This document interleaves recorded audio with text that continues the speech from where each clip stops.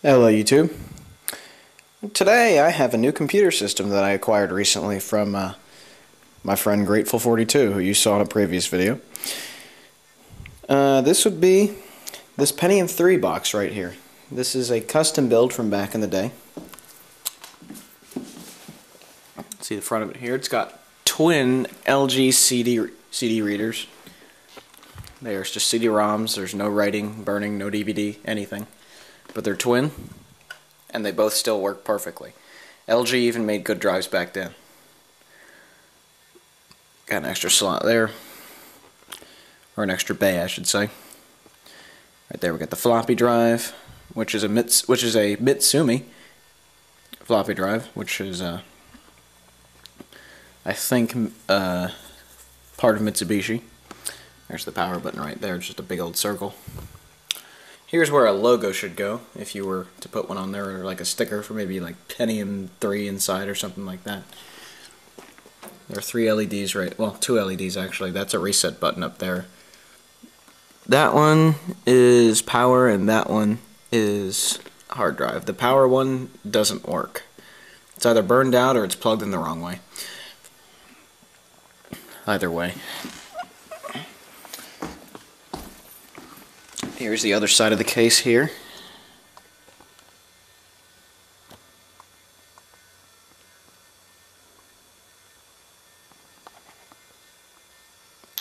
And as you can see, it's got weird shaped holes right there.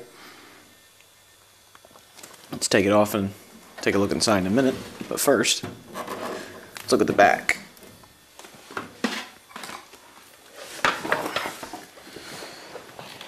There's the power supply. It's even got vents in the top, which is unusual. This case is pretty tall. It's got PS2 ports, which are occupied by mouse and keyboard. Has 2 serial ports, 1 parallel port. No onboard sound or video. There's the video card that I put in there. This thing came with a dead NVIDIA TNT2 card in it, which is really weird. Either way, I put an ATI Radeon 7000 in there, and that one's performed beautifully. That was from the year 2000, and it's got DVI on it. DVI is a nice touch. It came with this 10100 LAN card in it for Ethernet. So it does 1 megabit, but doesn't do gigabit. So yeah, it's a 10100 LAN card. There's the sound card, which is the Creative Sound Blaster 128 that you saw in the previous video about the 3 sound cards. That has really good drivers from Windows 98, so that's the reason I put it in there. And as you can see, the output's occupied. You may have noticed the zip tie here. UXW Bill, I know I'm going to hit your pet peeve right there, but once you see how redneck this is, it may make you lol. Oh, one thing I forgot, it's got 2 USB ports. USB 1.1, obviously. But anyhow, let's take a look inside. Once I take the screws off. Okay, I got those damn screws out. Now, let's get the side off. Yep. I need my right hand to do this. Here we have the inside. The power supply is made by Enlight Corporation. It is a 300 watt power supply. There's the chart right there. Take a little photo there for you.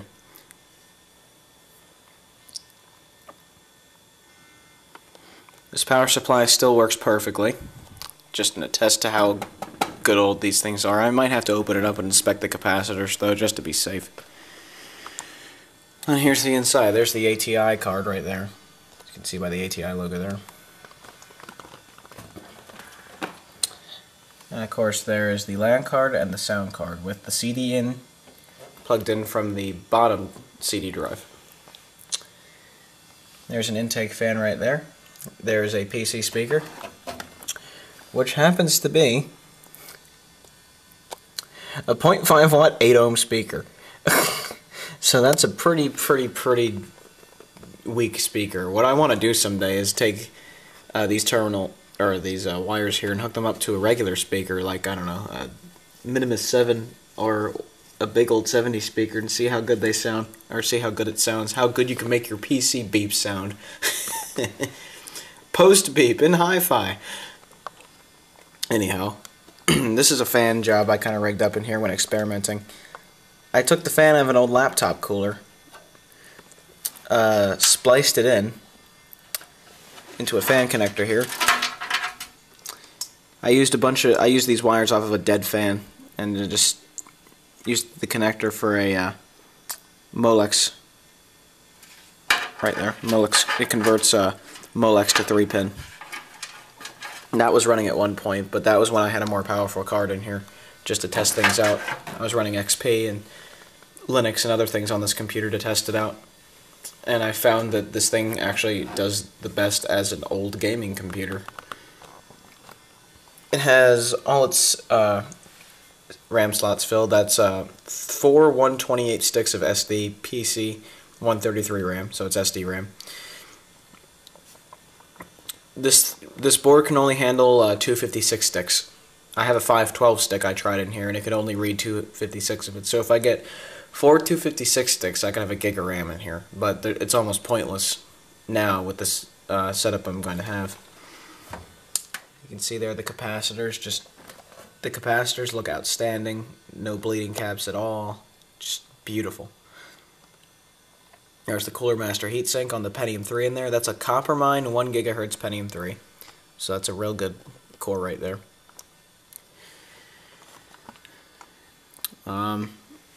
Right here we got the floppy drive, and right here we have a hard drive that I installed. This thing came with an 8 GB Western Digital hard drive, along with a 30 GB Seagate. Guess which one was dead? The Seagate. There's a reason I call them Skeet Gate, because when Skeet Gates die, you know what you hear? Skeet, skeet, skeet, skeet. Derp. Anyhow, I stuck a 40 GB Western Digital hard drive in here to replace that 8 gig so I could install all the games and stuff. And there you have it. I've installed Windows 98 on there, and I'll show you that a little bit later. But this is just one thing that you don't see anymore. Little switches there. Look at that. Right on the board. You don't see that anymore. You just don't. But anyhow, let's start this computer up and actually show you what I'm using it for. Like I said just not long ago, I'm using this as an old gaming computer for my older games and stuff. And it serves that purpose quite beautifully. And here's just a view of the box as it is. There's the right side of the case, which can also come off, but there you have it. This is a setup that I hope to put on a desk someday and probably revise better speakers with, because I'm using an iPod dock for speakers. But here we have a ViewSonic E50 monitor, of course given to me by Nilbud, known as Dave. Dave. Anyhow, we have the Microsoft Natural keyboard, which is one of my favorite keyboards actually. The keys on this feel, I mean, this keyboard's cheap, but the keys really feel nice, which is unusual.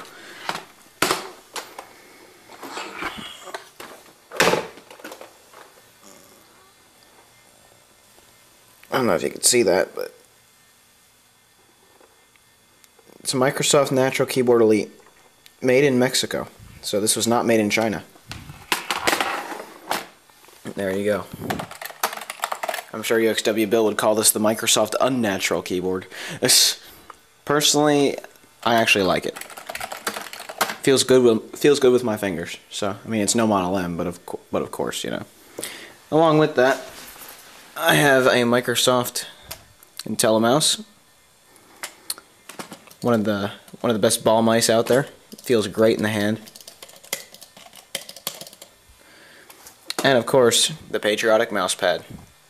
The parts breaking off, very accurately describing America right about now. But anyhow, let's boot this thing up and show you what she's made of.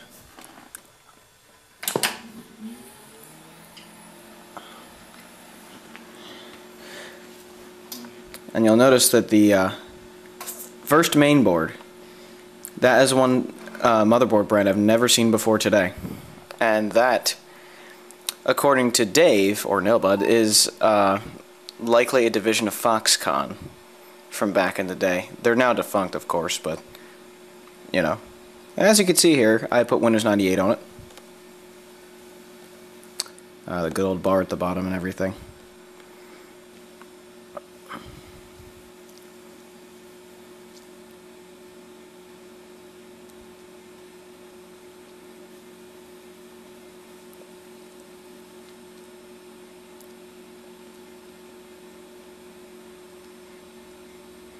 There it goes.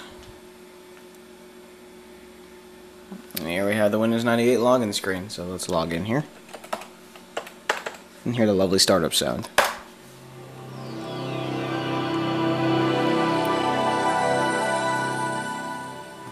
Those aren't bad for an iPod dock speakers. And here we are. As you can see, I've got quite a bit of programs installed on here.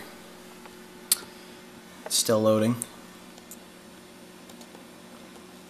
As you can see, I get very bored at night. This is a webcam that's connected to it, which is the original Logitech QuickCam.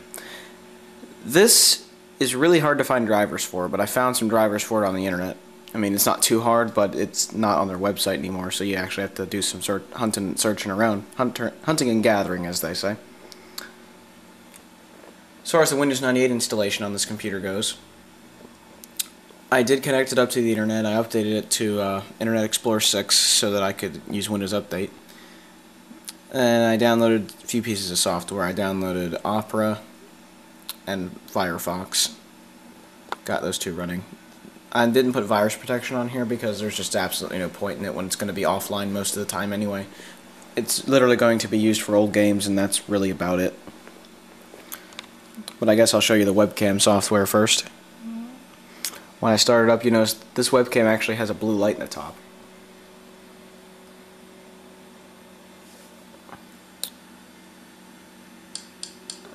Remember that old sound? Remember Logitech Video Call? That's something I haven't seen in a long time. Okay, quick capture. Now you'll notice that the thing will actually turn on. Here comes the light.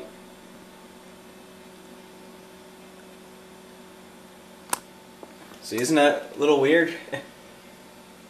This is the first real webcam I ever had. This is the webcam I bought with my custom build back in 2005 during XP's heyday. And this thing could work with 98, ME, 2000, and XP. It does not work with anything newer. As you can see, there I am on the screen in a lovely 640 by 480. However, you can change this to 320 by 240. Which makes the frame rate quite a bit better, as you can see by my moving mouth there. I'll move my head around. Whoa! Okay. You can even go as far down as to 160 by 120. That is Windows 95 era type of resolution there. As you can see, I'll have you know what I should do? I should just connect this up to the internet real quick. Let's get the Ethernet cord.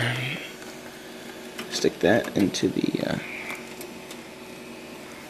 LAN card in the back of there. And I'll show you the browsers I have on here. I have Opera. Just because IE6 is so slow, I need something fast, and Opera's very fast. So I can go to, let's say, adobe.com, and it'll work. And there you go.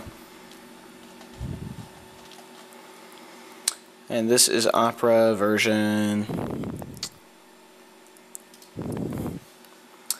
10.63. There you go.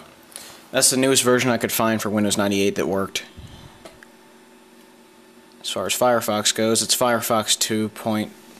As far as Firefox goes, it's Firefox 2. Let's just see what version it is. I haven't run it yet, actually, because I just installed this earlier today.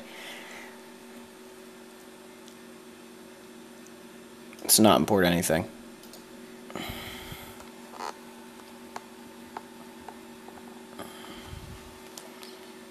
No. Okay, so this is Firefox 2.0.0.16. I know I can get 2.0.0.20, but meh, I haven't found a download for it, and this works fine for now. Wonder if it can update itself. Oh, it can download the 2.2.20 update. Okay, that works. I'll just let it do that then. Yeah, I'm sure many of you saw this many years ago. Not nearly this fast, of course. But either way, yeah, that's a trip down memory lane right there. I'm guessing these servers aren't the highest priority, because that 90 right there, that's, yeah. Alright, it's almost done. Go, go, go. This might as well be dial-up speed. Sheesh. Restart Firefox now. Yeah. And then Firefox will install the updates, as usual. And this is on 98. This just feels wrong.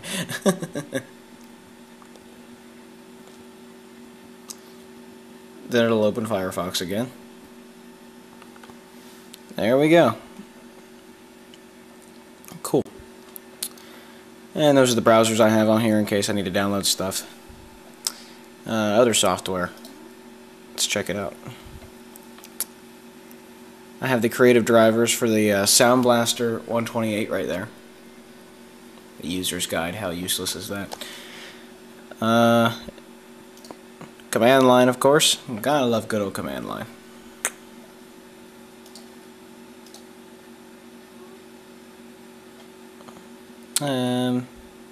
Put WinRAR 3.8 on here for archives. That really helps, actually, quite a bit.